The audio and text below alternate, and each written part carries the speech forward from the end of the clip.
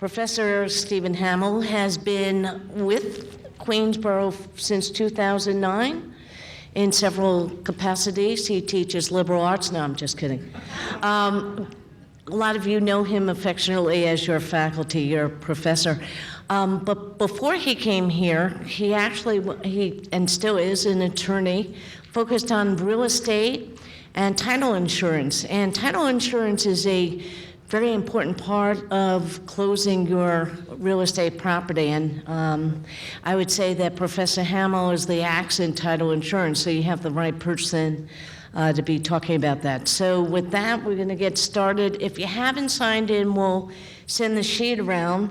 There's probably no pizza left, so next time we'll probably encourage you to come even earlier. All right, thanks so much.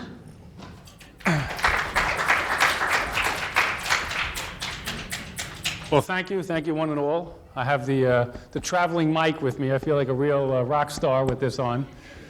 I apologize to those students that I informed there would be no food, so I tried to rectify it when I found out in my marketing class that we in fact had pizza. So this format, I could stand here for 7 hours and talk about title insurance, but I don't think you guys would be so excited about that, although I would be. So I would propose that I will start talking about title insurance, and if you guys have a question or an observation or something that you want me to clarify as I go along, please just put your hand up and ask me your question or give me your observation. So we'll try to take it that way if that seems appropriate for you. So what we're going to talk about today is, before we even get to the title insurance, most of you probably don't even know where you would find title insurance if you wanted to look for it. Title insurance is a key component of real estate acquisition. When you're going to buy a house, apartment building, co-op unit even, condo, some type of real estate, your lawyer will most likely advise you to get title insurance. So how do you do this? Obviously, you probably will have limited exposure to it because, I mean, does anybody own a house here? Ever done a closing besides the faculty? Okay. You'll find a place that you want to purchase. You'll go to your lawyer. You'll say, I found a nice little place I'd like to buy. You settle on the price. You have a building inspector, like an inspector, look at the property, see if it's in okay physical condition. You sign the contract. You get your mortgage financing. Then you proceed to the closing. The closing is where everybody gets together. The bank, the title company, the buyers, the sellers, all the important people at the closing table. They get together, and the funds are transferred, and the keys are given at the table. This is where the title insurance is, seen by you, the purchaser. Okay, it comes in the form of a report like this. This is like a sample title report that I doctored up, and it's actually a report of the property. And what we're going to talk about today, this whole discussion primarily is about what I would call the legal condition of the property instead of the physical condition. Because all of you would have something to say about the physical condition. You look around, you say, wow, there's staining on the walls, the roof needs to be repaired, the plumbing doesn't work right, the hedges have to be cut, maybe there's some type of defect in the structure. That's the physical condition. But we're talking about the legal condition of the title. How is it that the person has the ability to sell this property to you? And is there anything that can come back to you, the new buyer, that would impair your ability to sell it in the future or refinance it? Okay? So title insurance is a kind of a bizarre little area that many people aren't familiar with. But it's a very important area. And I'm sure Professor Marolo would agree that if the title company isn't happy at a closing, nobody's happy. So I'd also like to thank Professor Marolo, Professor Meltzer, for inviting me here to speak today. This is a very big event, and I really am appreciative of the opportunity to address you. I've had a career in title insurance for 25 years or so. So, it's been a good run. Now being at Queensborough is much more rewarding and much more fulfilling, and I'm thrilled to be here as a faculty member, and I enjoy every day that I come here. It's really just a great experience. So, introductory remarks concluded. What is really title insurance. Most of you are familiar with the type of insurance like property, life, health, auto, all these types of insurance. And what do they normally cover you? When am I going to die, right, for life insurance? You know, we all sort of deny that we're going to die, but sometime in the future we will all die. So life insurance covers us when that event happens. Our families will have $1 million, $500,000, whatever it is, but it's a future event. You know, you just bought a brand new car. We don't like to think about the possibility of wrecking it, but one day in the future it's possible that that car will be wrecked. We don't know. When will the house burn down? When will we become disabled? All these types of insurance cover future events. As far as I know, title insurance is the only type of insurance that you buy that covers you for past events, things that have happened in the past, from today's date backwards. It's really unusual because you wouldn't expect to have to buy insurance for things that happened in the past, because things that happened in the past are done and over with. You wouldn't expect to have something come up and get you later on. But that's exactly what happens in real estate sometimes. So title insurance covers you for past events, unlike the other forms of insurance. The other forms of insurance, you also have to continue to do what? Pay for it.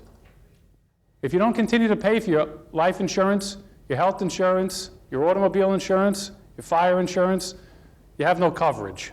Okay, it just lapses. But title insurance is paid for at the time of the closing with one premium.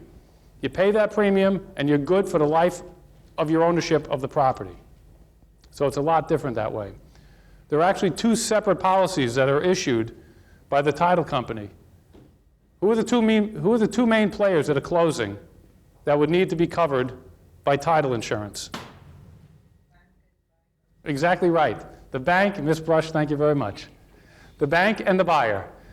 Why does the bank have to be covered? That's right. The bank is lending you a lot of money to buy that house. They have a real interest in making sure that that house is properly insured, not just for hazard insurance like in case of fire or something else, but in case somebody comes out of the woodwork and says, that's my house, not your house. And if they're right and you have to leave, the bank has to be covered. So there's two separate policies. One's called the mortgage policy, covers the mortgage, and the other is the fee policy, or the owner's policy. It goes to the fee interest. These two policies are issued separately at the same time, and there's a significant discount in the rate for the title insurance when they're both issued together, and it's done at the time of the closing. You'll have to refinance sometimes, and often that happens within a certain amount of time, and there's usually a substantial discount for that. Not really that much of an interest to you at this point, but it's something that you'll need to know.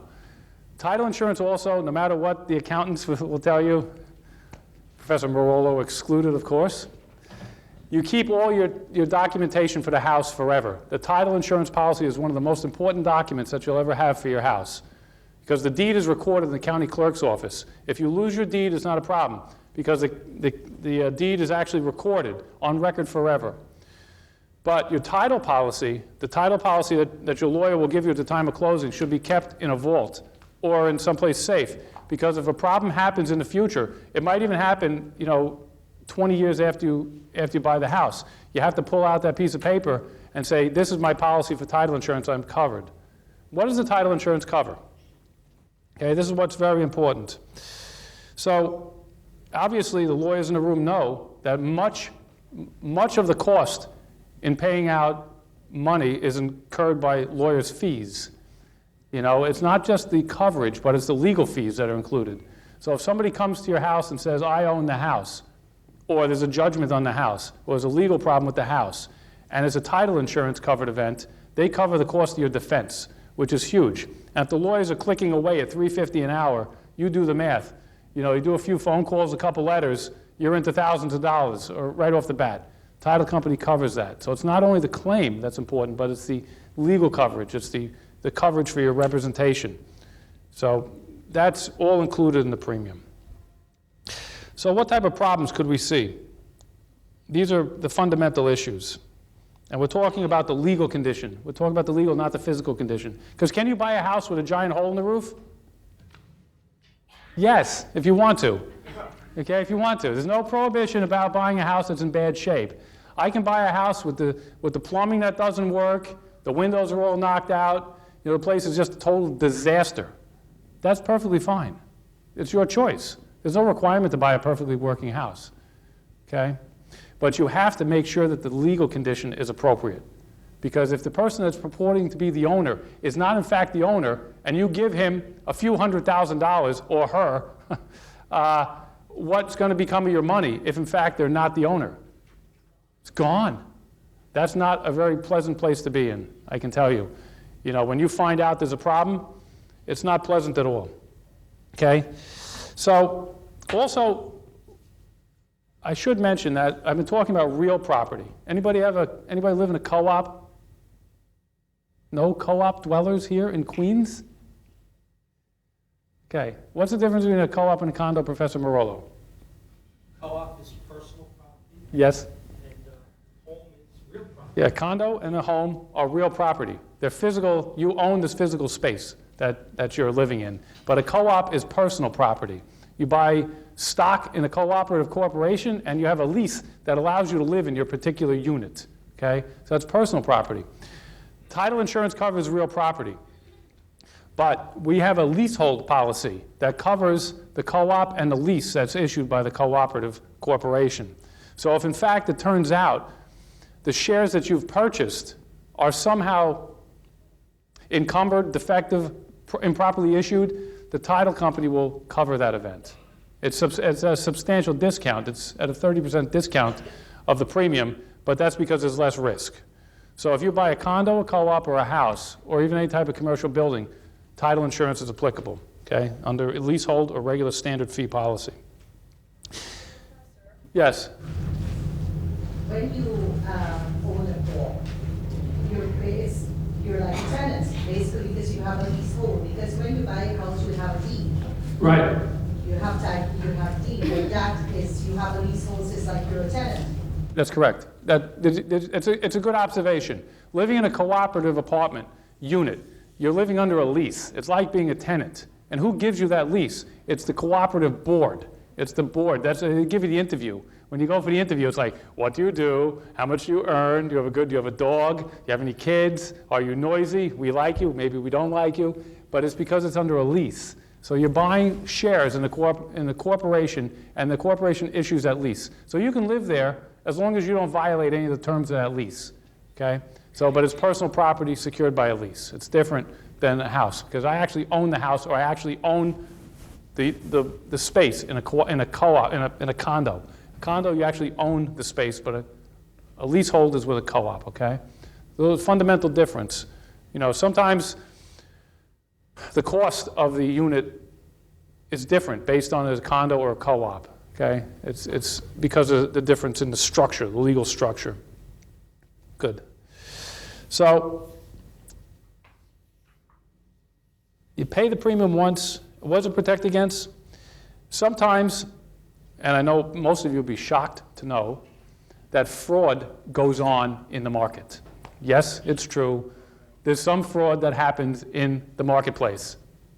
It's shocking. I'm sorry to tell you this, but it's true. Is it possible that a fraud could be perpetrated on you? Absolutely not, right? Nobody can pull the wool over your eyes, right?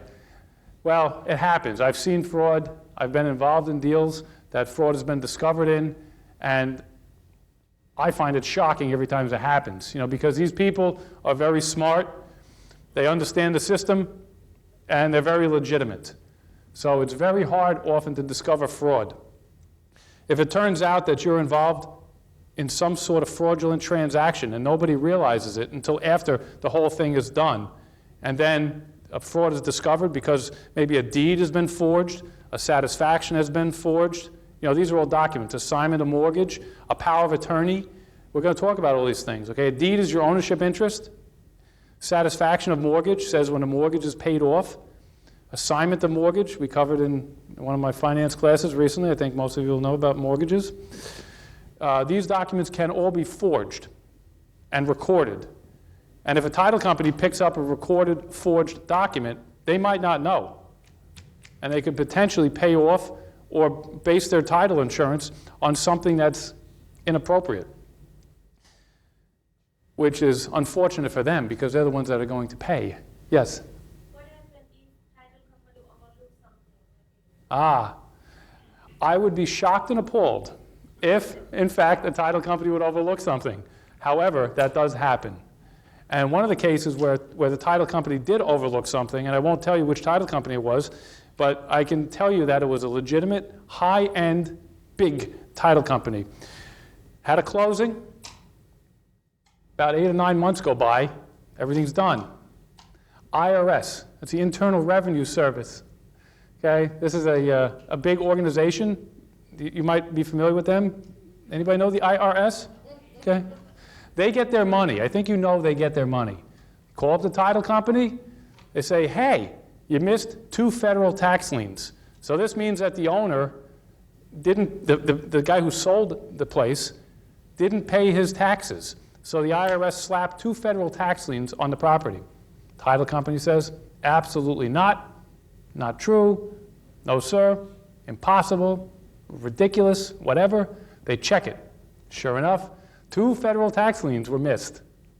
How much do you think they were for? Yeah, well, yeah, two for $200,000. It was $400,000. 2 federal tax liens for $400,000. And because the law says judgments and liens, which are properly filed in the county clerk's office where the property is, become a lien on the property. So it attaches to the property that you're trying to buy or sell. And it can't be got, you can't get rid of it unless you pay it off. And it has what we call a higher priority. So this means that that lien is higher than your deed. So they can sell that property after they do some legal maneuvers out from under you. If there's extra money left over, you can have it. But they're going to get satisfied first. So for me, you know, contrary probably to your popular opinion, $400,000 would be a lot for me to handle as a loss. I would be very upset losing $400,000 for something like that. So how did this situation resolve? IRS calls up, says you missed it. Title company says no. They check it. In fact, they were missed. Who pays? Title company. And they did. They wrote a check for $400,000 to the IRS. They don't necessarily have to have a total loss. They can always turn around and sell. They can always sue the seller for that money because of fraud. There's a little affidavit that they sign at the time of closing, say there's no judgments or liens. So that's obviously fraudulent because they knew that there were 2 federal tax liens. But the reality of the situation is that the guy has gone someplace else, they probably won't find him, and he's hidden whatever money he got out of the sale. What's that? Yeah, say the title company could find him because he moved 2 blocks away. Then they probably will sue him and get a judgment against him. And if they can garnish his wages or put a lien against the new property, they will do that. But the point of the matter is that the title company takes the hit and you as the new buyer are protected. So it doesn't happen that often, but when it does happen, it'll grab your attention quickly. You know, believe me, $400,000 is a lot of dough. And that's a true story. It's not, anything I tell you today is not, you know, made up, you know, hypothetical stuff. It's all based in stories that have actually happened. Prior mortgages, mechanics liens, federal tax liens, state tax warrants, these are all things that can be liens against property, and you might not know about it. Okay, so you have to be very careful when you're buying title, when you're buying a house, and you have to be careful to go through the title report carefully. The title report also, I should mention before we necessarily go on further, is really made up of 2 components. And one component, there's a title report and a title policy. The title report is informational in nature. It tells you things about the ownership of the property. It tells you about judgments against the property that are liens, actually judgments against the owners, but judgments that have to be handled.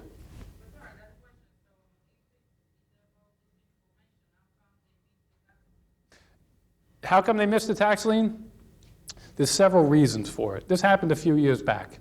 But sometimes, you know, you go to the county clerk's office. They go to the county clerk's office like Queens, Kings, Richmond, New York County, all the different counties. They have a system that's comprised of computers and books. So sometimes it may not show on the computer for one reason. Maybe the computer's down that day on that section. Maybe they have to go to a book, and they're physically large books, and you have to open it Somebody could have had it out. They might have searched the name wrong. Instead of I, they looked under E or something. You know, they typed it in wrong. There's a bunch of reasons. But it's usually human error. You know, it's usually human error. Or just risk. Yes? If it wasn't recorded, then the title company would not have paid. Oh, well, everything is stamped with the date and the time when it's either filed or recorded. So unless there was a problem, in some of the old books, that used to happen, like in the parking violations books, they would just throw the old books out, and they would just keep the books current. So you wouldn't be able to tell when a parking violation wound up on record. So it could have been post. But big things like judgments and liens, like what we're discussing, they're all filed at a certain time. So the title company would say, hey, this came on after the closing, so therefore it doesn't attach. But in this case that I told you about with the tax liens, it was proven. It was conclusive. That's why they paid, because the title company could not win. It was just an error. They could also turn around and sue the person that gave them the report from the county clerk's office, but generally they're not going to get that kind of money out of those guys. They might put a claim against his E&O, Arizona Mission policy for improper searching, but most likely they just take the hit. Good questions. Good group. Like, QCC is a great place. So there's two parts. There's two parts of the title report, okay? It's informational, like I said. The first part is who owns the property. Any liens, judgments, problems like that. The second part is informational. We're going to talk about like a certificate of occupancy, if there's any type of city violations against the property, who owns the street. Sometimes in other counties, if it's a sewer search, housing and building violations, fire violations, all these types of things. So that's informational in nature. And you have to understand that, can I buy a house as a two-family house with a CO that's for one? Can I buy a house? Take a guess, 50-50. Yes. So what's a CO? Good question. A certificate, what's that? Yes, that's right. Certificate of a CO is commonly, a certificate of occupancy is commonly called a CO. Okay, certificate of occupancy. It says what the legal usage of the property is. And there's a lot of litigation with this stuff, because often what happens is somebody has a house and they say, wow, it's a big house, it's an old house, and they just take out their hammer and their Sawzall and they cut it up into 3 or 4 units. And it looks like a beautiful building. But the usage is not in compliance with the certificate of occupancy.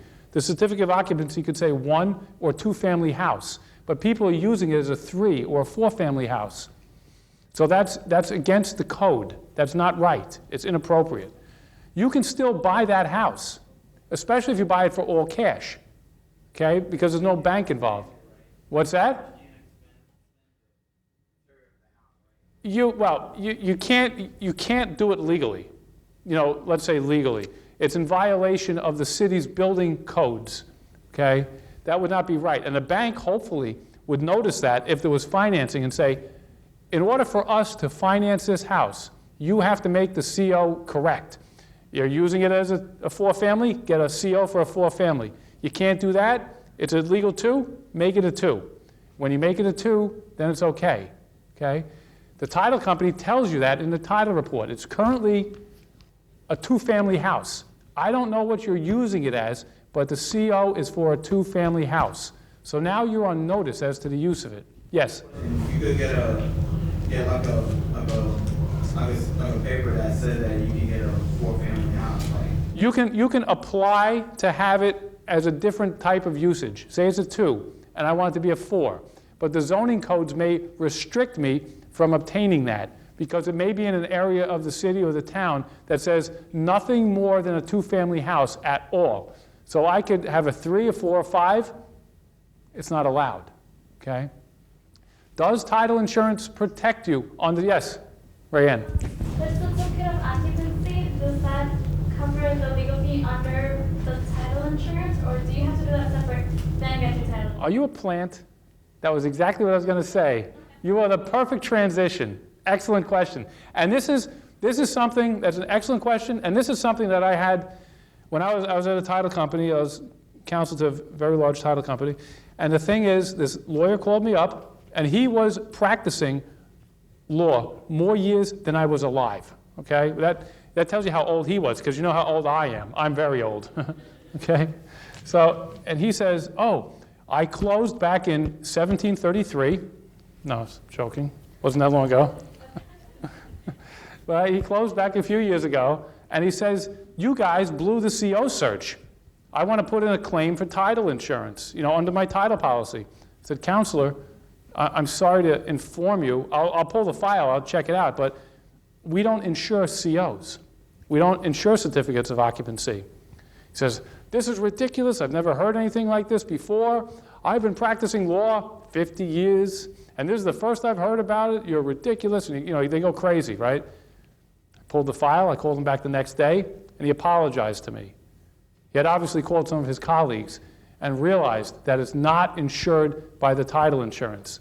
So here's an attorney that didn't even realize, and he's practicing law 50 years, didn't realize that COs are not insured. This is the informational component of the title report. So where's the takeaway for you guys? The takeaway for you guys is you have to be very careful with what you're buying. You have to be willing to take a house on that might have some type of problems that are not covered by the title policy. The CO, the housing and building search, the fire search, any of these things are all informational searches. We check it out for you, but we don't guarantee that. Yes, Ms. Brush.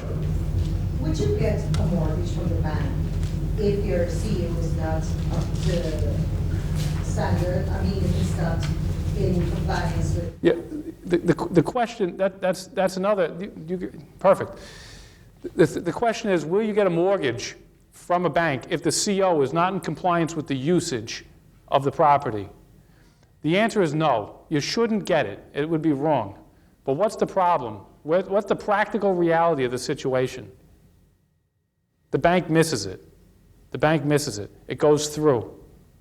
The bank doesn't notice. They're too busy. They don't read the title report. They don't see it.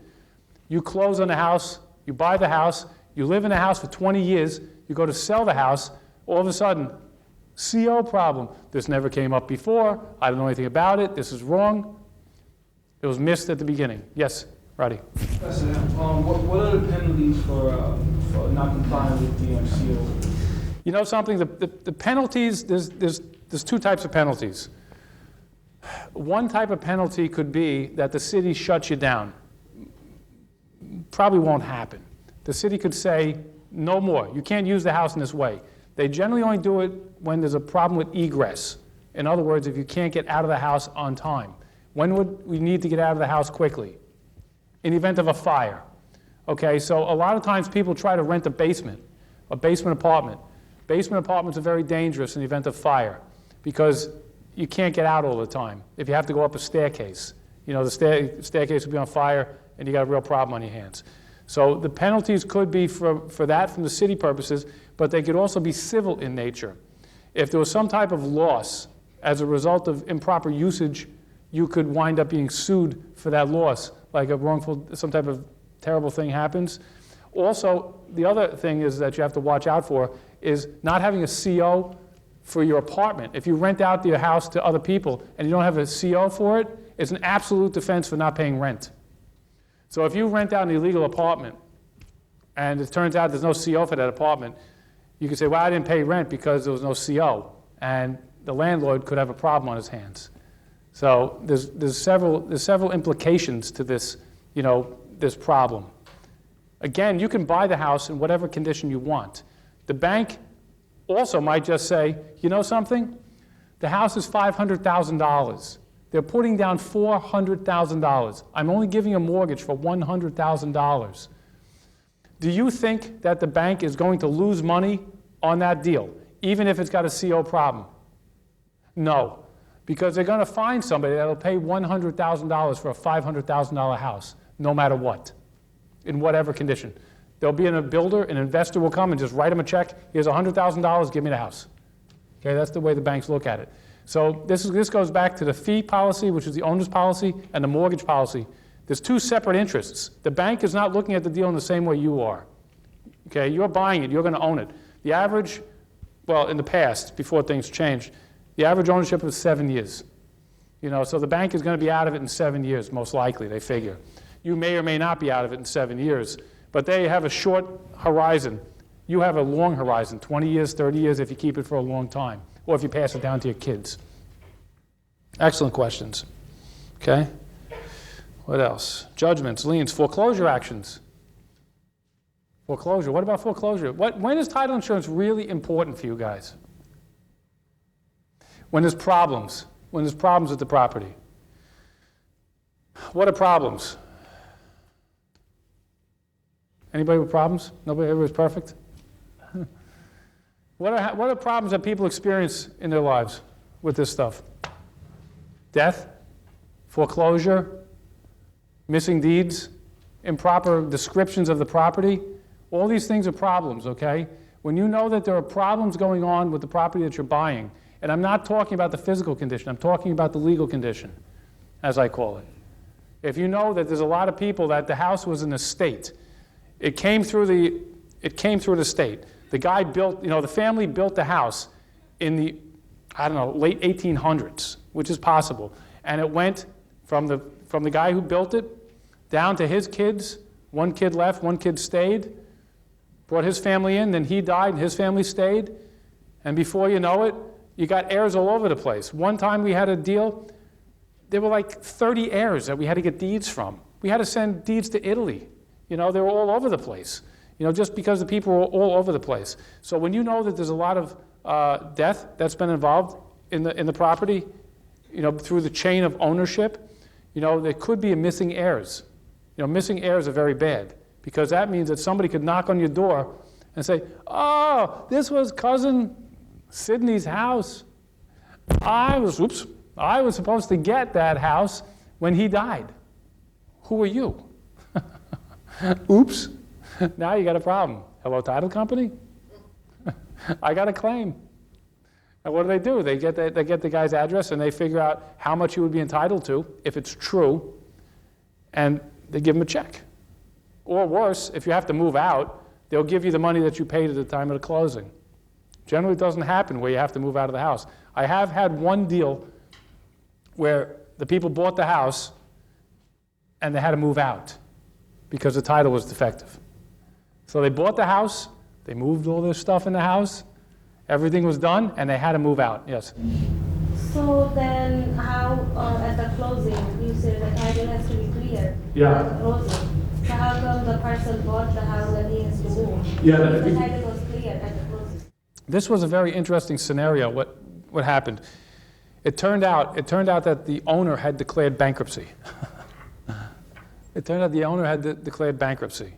And the house, I think the house is in Brooklyn, which is the Southern District, right? Southern District, Brooklyn? But he declared bankruptcy in the Eastern District, which is Long Island. The seller, yeah. So there's all these different districts. So he declared bankruptcy in Suffolk, but he's selling the house in the city. So when we ran our bankruptcy search, we didn't pick it up because we weren't looking in the Eastern District. So we didn't know. So then all of a sudden, what does he do? He's an honest guy that went bankrupt. He took the check from the sale, and what did he do with it? He brought it to the trustee in bankruptcy. He said, "Oh, I had this extra house, and I sold it." If he was a dishonest guy, he would have said, "I take the check and put it in his pocket or get rid of it or something, make it go away. Sign it over to somebody else," and nobody would have found it, potentially. But he's honest. So he says, he brings it to the trustee in bankruptcy. And what does the trustee says? Whatever, take the timeout symbol with the yellow flag. Is that what people do with the yellow flag? Throw it down with foul? What's that? Yeah. So the trustee threw the flag down, foul. So he said, "Wow, I sold it." He said, "You can't sell it. Why can't that guy sell it?" Because the trustee is in charge of all his assets. He's supposed to marshal all those assets and then divide it among the creditors equally. You can't just do that. So the trustee says, ultimately, after several months, I refuse to endorse this transaction. Whoops. Whistle for the truck. They pull up, take all the stuff out, and they drive away, and the trustee resold the property. It's an unusual case. It's an unusual case because normally the title company has a certain special type of out on bankruptcy because it's like an informational thing because we can't search it properly. But because of something the title closer did at the time of the closing, it conferred liability on the title company and resulted in a huge claim for the company, a huge claim. So that was an event that was very thankfully resolved in favor of the buyer of the house. Professor, when you said that they had to pay the money back to the owner, does that include perhaps if the person had a mortgage, they had to pay the mortgage too? They had to pay that off too, right? Yeah. In this case with the bankruptcies that I'm talking about, you know, say I buy a $500,000 house, I put down 100, the bank gives me 400. The fee policy is going to cover me for 100, and the bank policy is going to cover the bank for 400. So the title company cuts 400 to the bank and 100 to me, basically, is how it works out, okay? So at least I get my 100 back. You know, I'm going to be out of pocket for some expenses, there's absolutely no doubt. But I get the corpus, the main event of my investment back, okay? Plus I get the defense, which is huge. So that's one of those examples of, yeah? Something doesn't make sense for the title company. The only thing I would think that would put them at fault is if the person who filed bankruptcy lived in Suffolk and this property was in Brooklyn. So then you should have done a Suffolk County search to find out he filed bankruptcy. But if he had an address in the city and the property was in the city, what am I supposed to do every time there's a bankruptcy file, every county in the United States? That's the problem. That's There is some risks. But there's a risk. What happened in this case, sometimes, you know, deals sort of happen fast. The lawyers don't know their clients. The clients don't know their lawyers. It's just fast, fast, fast. I got a client for you here, take this client, whatever. This your house? Yeah, yeah. And they don't know. They don't even know the address. Like, where can I get you? What's a good mailing address for you? And he'll say Suffolk County. You don't ask him, do you live there? You just say, where should I send mail? How do I contact you? And he gives you an address. What do I care? So nobody could believe that the guy would have two houses, I suppose, in this case. But it was an error. And normally, the bankruptcy is going to not be covered like in that way, straight out. But what happened in this case is the title closer actually took the bankruptcy search and wrote omit. It's a way of omitting it and omitted it in the policy. Instead of, it gets into a little bit of title nuance. But because of the way the title closer handled the closing, it conferred liability on the title company. So that way the buyer was able to press the claim and prevail. So normally what would normally happen outside of the title company, if the title company didn't defend, is that the trustee would put them back into their starting positions. You know, they would just put they would basically unwrap the transaction. But having the title company on the hook guaranteed that the process would go smoother because the title company is now on the hook. So although the transaction gets unwrapped and everybody sort of gets put back in their places, the title company was there in case something went wrong. Thank you. Good. More questions. Time lag and recording time or liens. When you close on a transaction, you know, you sit down, in some states, they actually sit on the phone and they wait while somebody takes the papers from the closing, gets in their car, drives to the county clerk's office, and actually records it. And they, you know, remember, what was that movie with the Blues Brothers? They were the Blues Brothers, Elwood Blues. And the story was, I don't remember exactly the story, but they were rushing to get to the county clerk's office to get. It was closing at a certain time, and they had to get the thing stamped. So, you know, they had to get the thing stamped. So that's what actually some jurisdictions do this, where you sit and wait until the thing is on record. And when it's on record, then they check it again, make sure nothing else jumped in. No judgments, no liens, no mortgages, no silly stuff. New York is a little bit different. New York has a system where you take all the papers at the time of the closing, you give it to the title closer, puts them in his briefcase, and brings them down to the title company. Here. They staple them, they sort them, they do different things to them, they get the checks ready for submission, and then they send them in, and they get recorded. But there's a time lag. They drop them off at the county clerk's office. In the past, it was really a disaster. Like it was like a 9-month delay. They would bring them to the county clerk's office, and they would sit on a pile, and they would sit in a box, huge pile, waiting for somebody to process the papers, stamp them, record them, and put them into a system. Once I got a deed back like almost 2 years late. You know, I was like, really? The closing was 2 years. I didn't remember the client. You know, but it was 2 years. But now things have really changed. These time delays have been shortened. So now the time delay is less, is a lot less. It depends on the county. But in New York, you're covered under your title policy for this delay. So if in the event that I got the stuff in my briefcase, I'm going down to the county clerk's office to record it, but some type of judgment, lien, or mortgage jumps in against the seller, and they try to force that to be paid out of my house, it'll be covered by the title policy, okay? So they cover it.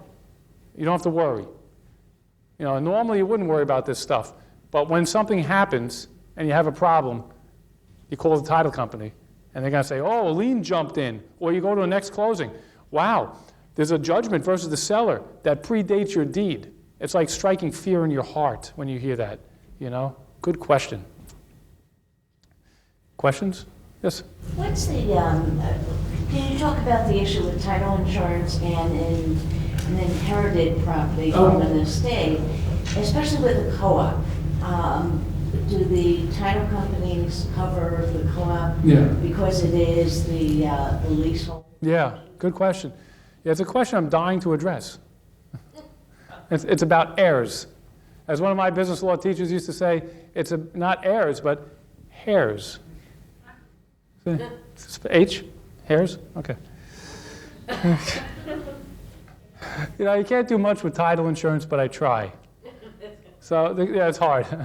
So what happens when people are dead? You know, that's really the question, because you got an estate sale. They call it estate. This property is from an estate. They say, well, that's nice, but you have to know, is it ready to be sold? Is there somebody appointed to act for the decedent? That person is either the executor or the administrator of the estate. And they have the legal authority to sign documents in order to transfer the title. So when it comes to a co-op, you know, co-ops are kind of sensitive about just about everything. You know, they are very, very sensitive about just about every aspect of anything dealing with the building. So they would normally not transfer any type of cooperative stock or lease without having an appointment of an administrator or an executor of the estate. Where we can do certain things with real property, where we will have heirs. You can have all the heirs of the decedent join in on a deed. And as a title company, we'll take an affidavit from somebody, disinterested party, somebody that's known the family for a very long time. Maybe it's like the parish priest or some doctor or something that's taken care of the family for years. They give an affidavit, yes, I know that they only had 2 kids, and those 2 kids are Sam and Bob or whatever it is, and then we say, okay, we'll insure that. But co-ops, they generally will not do that. They want to have letters, testamentary, or appointment of an administrator for an estate. And then that administrator will be able to sell the co-op units, and the shares will be issued. In that case, when you have death, it's a good question, because it's possible that even though a court proceeding has been brought on in the surrogate's court, and an executor or an administrator has been appointed, it's possible that they got it wrong. So there could be another kid out there with a 1/3 interest in this unit that the other kids don't like. And they say, oh, he's dead. We don't consider him a... And one of my clients actually told this to me when I did a will. She said, no, I only have 1 heir. I only have 1. That's it. Turned out there were 2 biological heirs. But because they had a fight in the 1950s, she considered him dead. Dead. Doesn't exist. No. But it wasn't the case. It was a biological relationship. So if she had just told me, before she died, of course, joke, because they can't tell me after they die. Yeah, the ghost comes back. So if she had just told me, I could have dealt with it. But because I found out only after she died that there was a biological heir, it created all types of havoc. I mean, I want to just pull out my hair. You know, why didn't you just tell me? We consider him dead, but he's really alive. Okay, so you told me, you know. But this could happen with any type of situation. So if they get it wrong at the county clerk's office, at the surrogate's court, and the stock and lease are issued and somebody owns, that could be a problem for you. And title insurance does protect you. It's called leasehold search. So a leasehold search is something you should buy. And if the unit is someplace less, around $200,000 or less, the cost of the insured product is really minimal as compared to the other costs for the uninsured search. If it's $1.5 million, dollar unit, co-op, then the fee is going to be higher. But still, there's a higher amount of risk. I would definitely buy it. And I always advise my clients to buy it. Most people say on the co-op, forget it. But, it is still possible to have a situation like that. And if it's death, it's even a higher risk of a problem. Excellent. Wow, how you guys doing? Doing okay? Okay, good. Shoot. When I was at the bank. Yeah, I'll do this. That's right, but it's going for posterity. When I was at the bank, a person went into the Suffolk County Clerk's office and made believe they were the owner of a Bank of New York real estate owned property and literally took title to a bank property that when the banks own these properties, they own so many they don't know.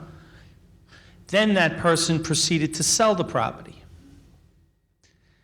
The person that they sold it to was also a straw buyer, and maybe you'll define all these things. So we had a person that was selling the property that didn't own it, and a person that buying the property wasn't really buying it.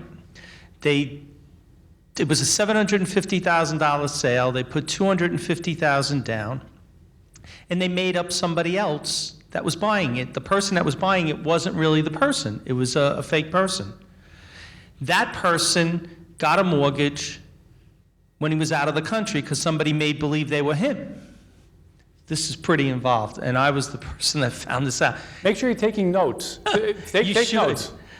All right, wait. Anyway, the person that they made believe was buying the mortgage happened to be a hairdresser, and he was in Paraguay, is it in South America, and came back to New York.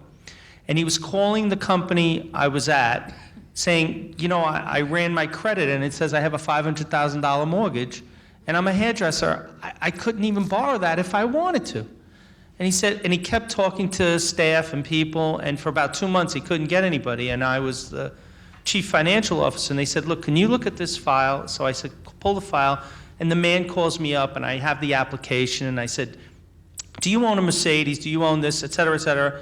No, no, no, no. And he says, well, you applied for a mortgage. No. So anyway, I said to the gentleman, I think you need to get an attorney, and I proceeded to walk down the hall to the bank attorneys, and they in turn called the title company, who flew somebody up from Florida, and now it's a whole big thing, and there was a mortgage broker involved, and apparently at the end of the day, the title company paid $500,000 to cover the mortgage. Now, my question after all of this is... Sounds like a horror. It was a horror. I happened to have been a witness for the district attorney in Nassau County in 1991, I believe. This happened, 92, 91. And they found, the FBI captured the people that was a former executive of a bank and took the money and went to Paradise Island or something. But it's a pretty amazing story. What's your question, though? The question is, the title company seems to be at risk for things that aren't their fault. It seems to be the risks associated with issuing insurance. It's absolutely... They weren't at fault. It was fraud. Look, if I'm not at fault and somebody steals my car, it's just a risk of ownership, I mean, like even just, you have a fire. I've done nothing wrong. The place burns to the ground. It's the insurance component of what you do. But obviously a fraud like that is very sophisticated, and back in the 80s, I know back in the 80s it's like Stone Age for all of you guys, but we had one where They did a fraudulent assignment for a Long Island Savings Bank loan. They were well gone. You know, Long Island Savings Bank is, how long are they gone now? 20 years? And the title company paid off the wrong lender. So instead of sending it to the bank, they sent it to some investment group. And they wanted to have the checks in 3 separate ways. One was for a big Mercedes dealer on Northern Boulevard for like $82,000, which was like the top car back then. So they brought the check in. They knew what, they picked the car out, they picked the color. It was probably all shined, ready to go. You know, one was for the Mercedes dealer. Here you go, drive away in a big, beautiful car. You know, and then two other checks for other places. But the title company paid that claim. You know, I don't know if they ever got the Mercedes back, you know, but they did. So it happens. But it's not likely that it's going to happen. But people that do these types of frauds are very sophisticated frauds. I was actually on jury duty, I don't know, maybe a year and a half ago, and shockingly, and I don't know, maybe I sunk myself, but I had to sit on the jury. Even as an attorney, I had to sit. I was a little, you know, surprised. But nonetheless, the person on trial, who was the person on trial? A real estate attorney that tried to steal a house. And who busted him? The title guy. The title guy busted him. The title guy figured it out before. They were actually at the table, and he figured out the scam. The title guy did. And he was convicted of trying to steal the house. You know, you can't physically pick up a house that easily, at a minimum, and run away with it. But it is possible to pick up a house, okay? But it's very difficult. So he was stealing it legally, you know, through the title. So the buyer would have been very upset to have learned that it was a stolen house. You know, so these are true stories. They don't happen too often. More likely is that you're going to have some type of unpaid tax. You know, like real estate taxes are a fairly common claim area. It's that you think that the taxes are paid. Like the seller says, oh, the bank is going to pay it. And then the bank thinks that the seller is going to pay it. And the title company says, okay, great. And they omit that tax, figuring it's paid. A year goes by, it's still open. Nobody's paid it. The buyer doesn't want to have to pay that tax. It could be, like Long Island real estate taxes are about $15,000 on an average house, maybe $10,000. It could be a lot of money. So you don't want to have to pay that. So if the title company marked that it's been paid and it's omitted, it's covered. So it's not a lot of money. You know, it may be $5,000, but who wants to lose $5,000? You know, you submit that to the title company and it's going to be a covered event. How are we doing for time?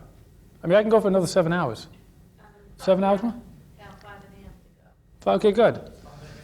Yeah, 5.5 hours. surveys, a whole nother area. Anybody know what a survey is? Survey shows? No, not that kind of survey.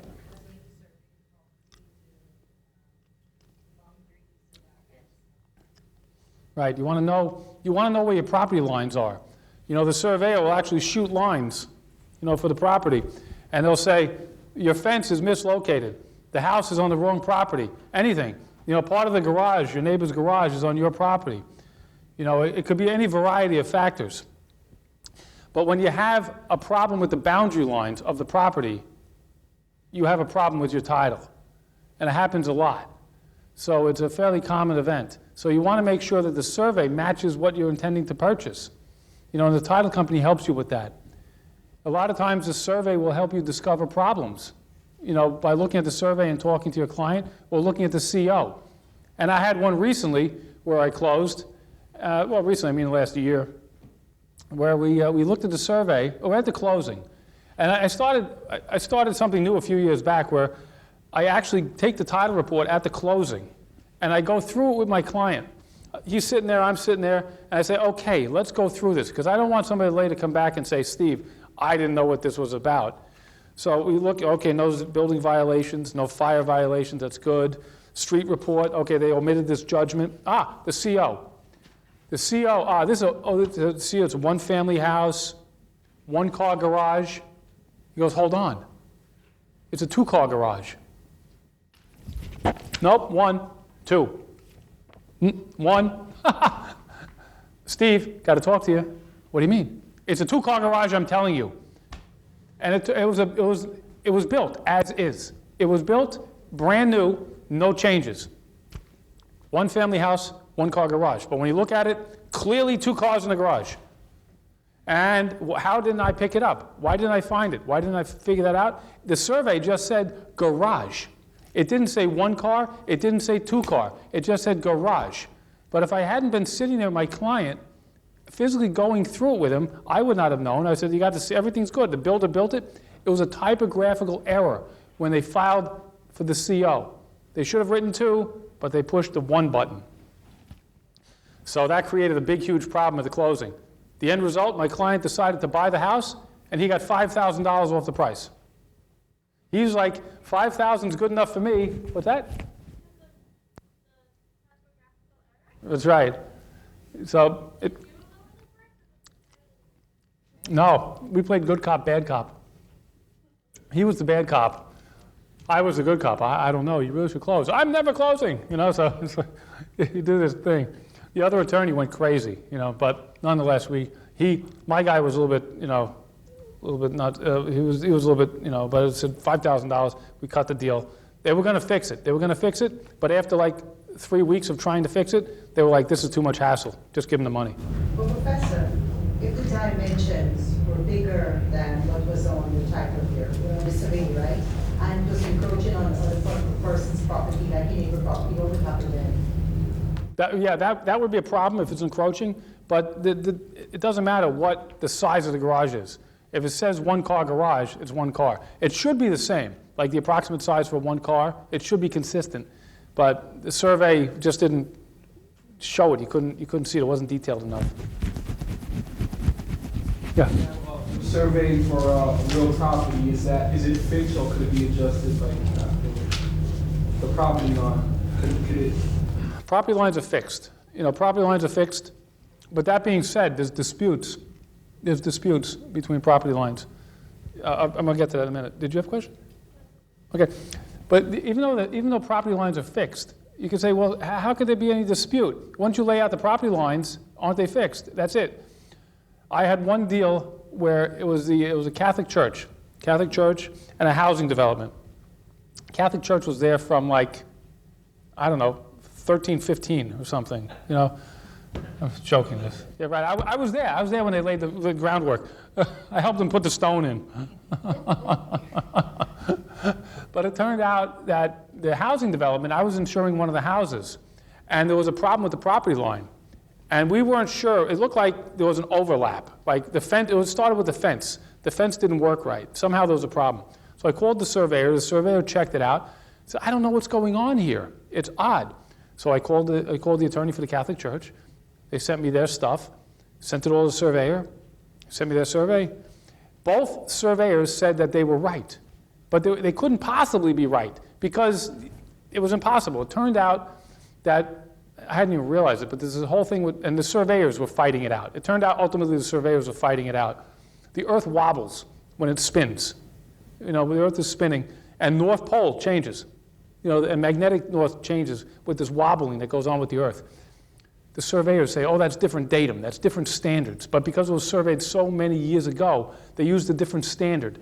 And they couldn't agree where the boundary line was. So we didn't know if the properties were overlapping or if there was a gap. We couldn't figure it out. So we just did a boundary line agreement. Because the amount of money would have cost to figure out where the actual property line is.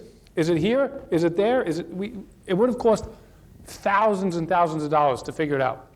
So we just got a boundary line agreement. We said, look, this is where it is, and that's where it'll be. We know there's an inconsistency between the way the properties add up. It's like if you measure the length of a block.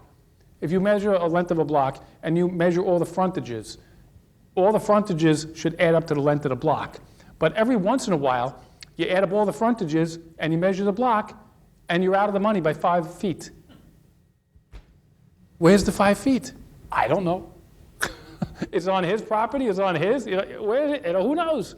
And it gets to be problematic because you don't know really where it is. So if one of these problems comes up in title insurance, the title insurance company is going to resolve that.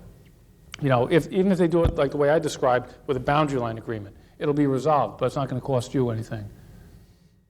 We had one where it was a development. It was up in like Rockland or north of Rockland, Ulster or something. But it was, it was some type of business. It was a business. I don't want to talk too much about what it was, but it was a business. The business went out of business. So they knocked down the business and they made it into like 5 or 6 lots. So they had all these little lots, and the first person came along and bought the first house. But the person in the law office that stuck the description in, stuck the wrong description of the first little lot with the one little house. It was supposed to be one little lot on this little map. But what did the person in the law office do? They took the whole map, the whole development, and stuck it in the deed. So the guy bought the first house, and he got like 6 for free. So it's great. Buy one house, get 6 free. It creates a title nightmare. Once you receive a house, once you receive 6 other properties, like, can the builder now sell it to other people legally? No. Maybe it's an error, but it's in the deed. It says, I transfer this property, basically the whole development, to you. So title companies figured out how to fix that, okay? It's a procedural fix where what I would have done if I was there, I would have had that guy that bought the original house give the other deeds, give 6 deeds back, or just give 1 deed with all those other 6 properties back to the builder as a correction, But it creates a title disaster. We had one.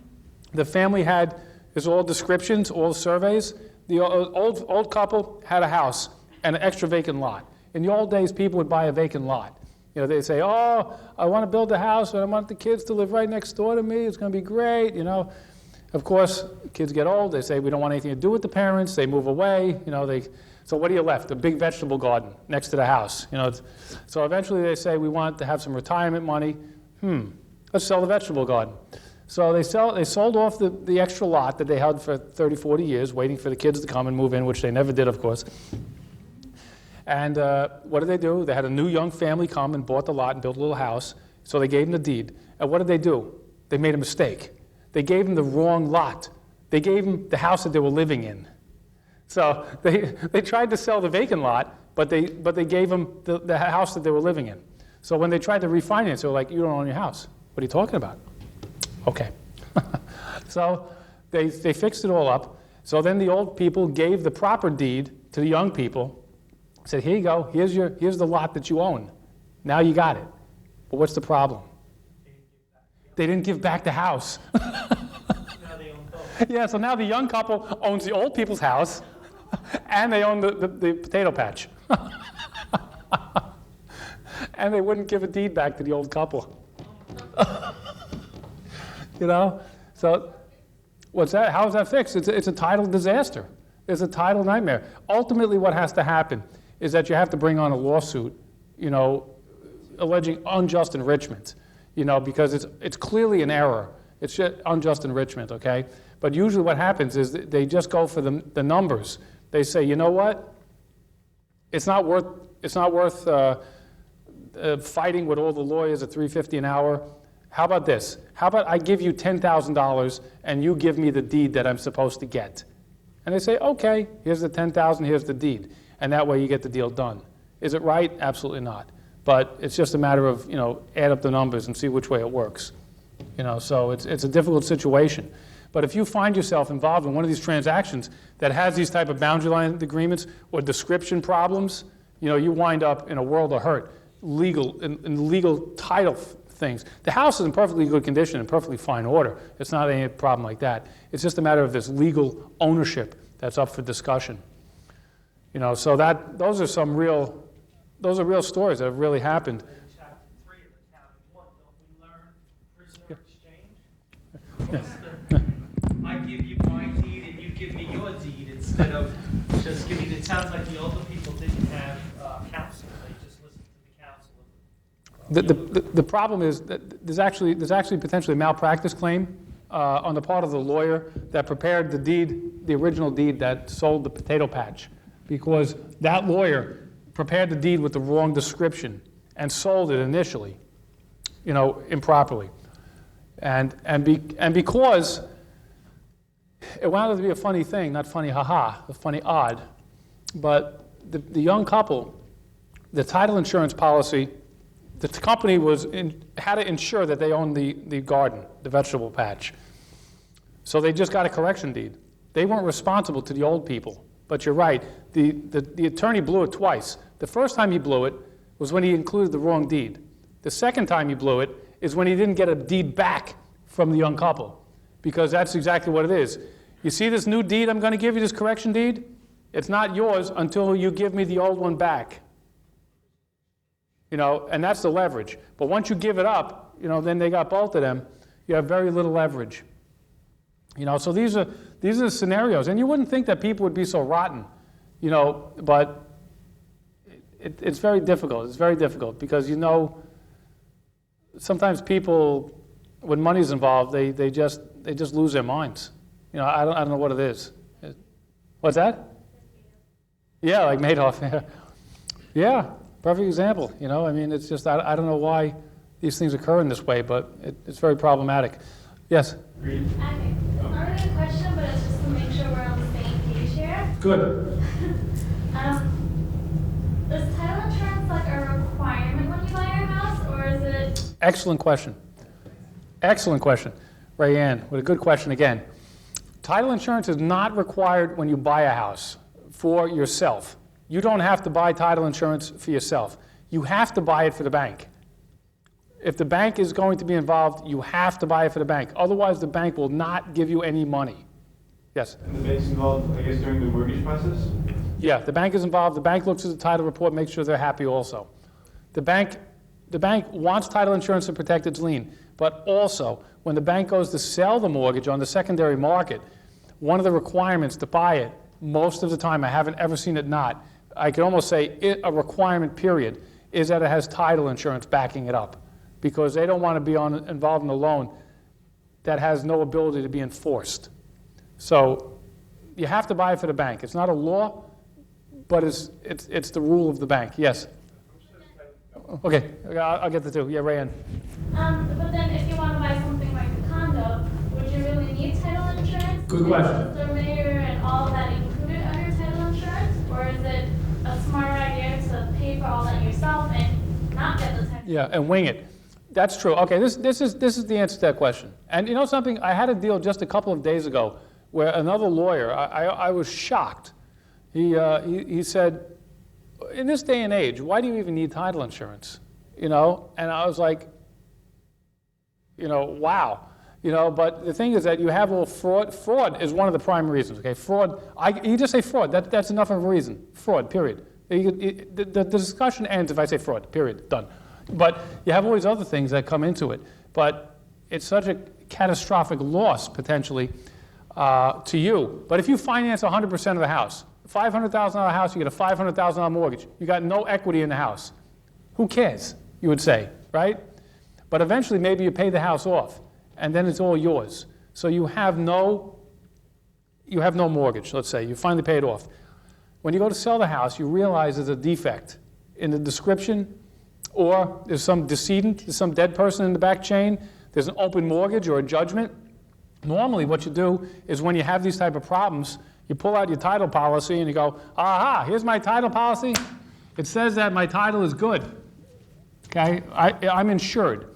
So you take your policy and you give it to the new company that's coming, and they'll insure over that because you bought the policy. But if you didn't buy the policy, you have to fix that problem with your own lawyer who's billing you $3.50 an hour. So even though you don't need the protection, you will wind up paying out of your pocket big time to have a lawyer fix the bad title defect in the back chain that the title company was willing to insure over. But what if you have someone that's buying condos but selling them? Do you guys have insurance for that, or does the buyer that's going to sell it, does the buyer get the title insurance for those condos? Yeah, or just the one unit. You're going to buy for the buyer pays for the one unit that he's buying. So he just pays for it. Some jurisdictions, other states, the seller will pay for the title insurance. But in New York, the buyer pays for the title insurance. And they just buy for the insurance that they need. So if I'm buying a house, I buy for the house. Buying a condo unit, just for that one little unit. But every single one, is purchased with its own little policy. But when the builder buys for the whole building, like if they're going to build, he buys for the entire building. And then all the little out parcels, will be insured individually by the little buyers. In regard to cost, Tamis? Yeah, there's two policies. It works out to be a small percentage of the price, but it's based on the price. So like on an average house, it'll be a few $1,000s, and that's for the premium. The title company also picks up all the fees at the table. There's all types of transfer taxes, mortgage taxes, real estate taxes. On the East End, they have Peconic Bay region taxes. They got mansion taxes over $1 million. They have all these taxes, and the title company picks them all up. So the title company conceivably could walk out with a check for $100,000, but it's not all their money. But the buyer often says, oh, look, the title company's taking $100,000. Isn't it good to be the title company? But the thing is, they're giving out this money to all the various people that need the money, the state, the county, the recording fees, the real estate taxes, and they're like a big receptacle, like a big bucket. Title companies remit huge amounts of money to the state of New York and other judgment creditors because they pick up money for free, basically, and give it to the judgment creditor. Say, hey, we got some guy that you have a judgment. Hey, Ben, listen, I got some guy sitting here. He's got a big whopper judgment that you had from 5 years ago. He owes you $10,000. Can you send me a bill? You say, thanks, Steve. Thanks for calling. And at the closing, I just write you a check, put a little check in the mail to you, and you get $5,000. It's great. So title companies are great for that. So the other thing is if you ever wind up suing somebody and you get a judgment against them, what should you do next? Right. File it in the county clerk's office. Judgments are good. There's 62 counties in the state of New York. 62 counties, it's crazy. You don't know, you have to know where they are. Like if you think that they're on the island, Nassau, Queens, Suffolk, just put in Kings too. That way the whole island is covered. They're covered. So if they own a house in any one of those jurisdictions, it connects automatically as a lien. It's a lien on the title. So you're going to get paid. Judgments are good for 20 years. They're liens against real property for 10. So what happens at the end of 10 years, if you're smart, you renew it. And then it's good for the second 10. Probably they'll get paid. You'll get paid if you have a judgment.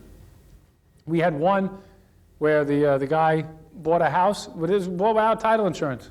It was a deal. It was way up in the Bronx. It was like auto repair place and apartments above. The nephew had the building. He got control of the building somehow. Couldn't afford it, couldn't pay it, whatever. He said to his uncle, listen, this is your auto place. Do you want to buy the whole building? Okay. So he gave the kid the money, and he took back a deed. Didn't do a title, just gave him the money, that was it. So what was the problem? When he went to sell the property, it turned out a $40,000 state tax warrant came up against the nephew. He had some type of problem with a girlfriend that he had in the past, and it didn't end well for him.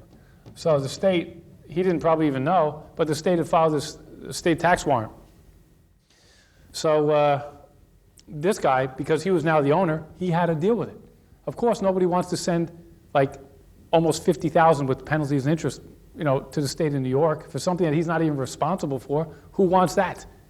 So what did we do? We knew we only had 2.5 or 3 years to run on it because it's good for 10 years. We posted $80,000 with the title company and let it sit there for 3 years until that 10-year period passed. Now, what didn't the state do? They did not renew it. So what did the guy do? He called up the title company. He says, check and see if the state renewed that lien. They didn't renew the lien. We're sending you a check for $80,000. Thank you very much. And he got his money back. But that was a lucky scenario. If the state had renewed the lien, then he would have had to pay. He wouldn't have outrun it. But that's an unfortunate circumstance if you buy something from a cousin, a relative, a brother, a sister, a mother, a father, anything. And you don't know. They don't even know. They're not trying to hurt you, but they don't even know themselves. You got no coverage for that. It's kind of a tough spot to be in. Are we running lean? You guys are good to go for another few hours, maybe? I got some handouts if you want down here. Some other things for title insurance if you really think about getting into the industry. A little bit soft at the moment, but still a good thing. I wish you only the best. And if you have any questions, I won't even bill you. Won't charge you.